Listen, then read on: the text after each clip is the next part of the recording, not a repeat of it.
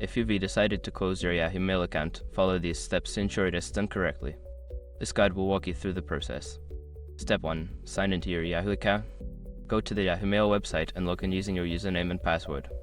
Make sure you are accessing the account you wish to close. Step 2. Access account security settings. Once logged in, click on your profile name or icon in the top right corner. From the drop-down menu, select Account Info and then navigate to Account Security. Step 3. Find the Account Deletion option. In the Account Security section, scroll down to find the option for Manage Your Account. Click on it and look for the link that says Delete Account or Close Account. Step 4. Follow the deletion process.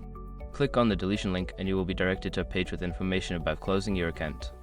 Read through the details carefully, as it will inform you about what will happen to your data and services. Step 5. Confirm account closure. After reviewing the information, you will be prompted to enter your password again for security purposes.